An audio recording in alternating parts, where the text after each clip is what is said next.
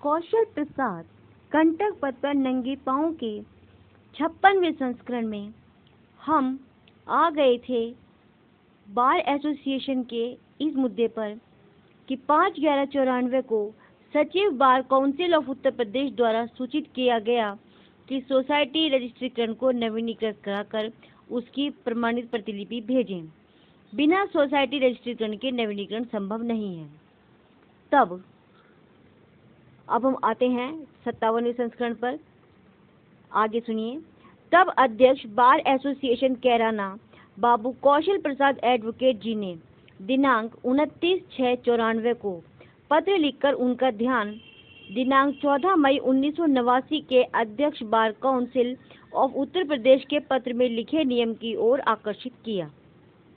जिसमें लिखा था कि सोसाइटी रजिस्ट्रेशन अधिनियम की प्रक्रिया बहुत जटिल हो गई है। इसलिए इस कठिनाई को देखते हुए बार काउंसिल ने अपनी दिनांक 14 मई 1989 की बैठक में यह निश्चय किया है कि उन बार एसोसिएशनों को भी उत्तर प्रदेश बार काउंसिल से संबद्ध कर लिया जाएगा जो फिलहाल सोसाइटी रजिस्ट्रेशन अधिनियम के अंतर्गत पंजीकृत नहीं हो पाए हैं। और इसी के साथ एक पत्र अध्यक्ष bar council of Uttar Pradesh Shri Jagdish Sirohi advocate ji को लिखा और यही तथ्य लिखकर बार एसोसिएशन कैराना को नवीनीकरण प्रमाण पत्र तुरंत भिजवाने की व्यवस्था करने का आग्रह किया। दिनांक 16/4/1999 को अध्यक्ष बार एसोसिएशन कैराना बाबू कौशल प्रसाद एडवोकेट जी ने बार एसोसिएशन कैराना के संबद्धता प्रमाण पत्र 37/89 के नवीनीकरण के संबंध में पत्र लिखा और उन्हें बार एसोसिएशन के पदाधिकारियों की सूची, बार एसोसिएशन के सदस्यों की सूची और साथ में सोसाइटी रजिस्ट्रेशन अधिनियम के अंतर्गत बार एसोसिएशन के प्रमाण पत्र की सत्यापित कॉपी के साथ सचिव बार काउंसिल ऑफ उत्तर प्रदेश इलाहाबाद के नाम 100 रुपये का बैंक ड्राफ्ट भी भेजा।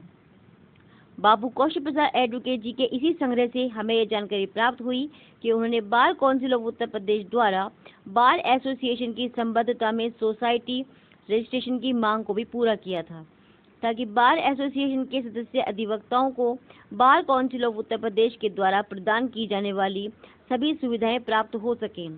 सोसाइटी रजिस्ट्रेशन के प्रमाण पत्र पर बार एसोसिएशन कैराना की संख्या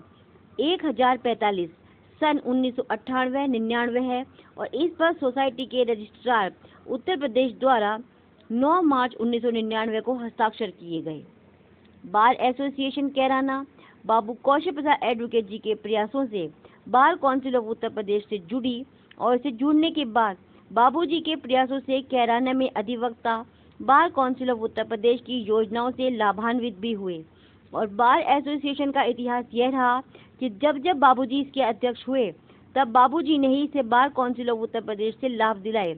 और जब अध्यक्ष नहीं रहे तब स्वयं बार काउंसिल ऑफ उत्तर प्रदेश के बार काउंसिल से अधिवक्ता संघ के संबंधन के नवीनीकरण हेतु आवेदन पत्र प्रारूप भरकर दिए। दिनांक 1/11/2012 को अध्यक्ष बार एसोसिएशन कैराना बाबू कौशल प्रसाद एडवोकेट जी ने श्रीमान सचिव महोदय बार काउंसिल ऑफ उत्तर प्रदेश के नाम एक पत्र लिखा, जिसमें उन्होंने बताया कि बार एसोसिएशन कैराना के संबद्धीकरण का नवीनीकरण दिनांक 31 जुलाई 2009 तक हो चुका था और उसके बाद 2014 तक बार एसोसिएशन कैराना के पदाधिकारीगण नहीं करा पाए, अतः आवश्यक अभिलेख और 200 रुपये का बैंक ड्राफ्ट भेजा जा रहा है और संबद्धता हेतु सभी आवश्यक दस्तावेज बाबूजी ने कुलदीप सिंगल एडवोकेट से भिजवाए और बार एसोसिएशन का 2018 तक का संबद्धीकरण करा गए और इस तरह अधिवक्ताओं के प्रति अपने कर्तव्य को अपनी मृत्यु के बाद भी निभा गए। बाबूजी 1 मार्च 2015 को एक्सपायर हो गए थे और ये नवीनीकरण जो चला है वो 2018 तक चला है। बाबूजी ने अधिवक्ताओं का हित, बार एसोसिएशन का हित देखा, उन्होंने उसमें अपने स्वास्थ्य की भी परवाह नहीं की। बाबूजी का जो पूरा मन था वो वहीं लगा हुआ था। आगे के उसमें हम लेकर आ रहे हैं contribution to the world of work में पार्ट 2 वर्क एज प्रेसिडेंट। इसलिए हमारे चैनल से जुड़े रहिए, अपने सुझावों को प्रेषित कीजिए। धन्यवाद।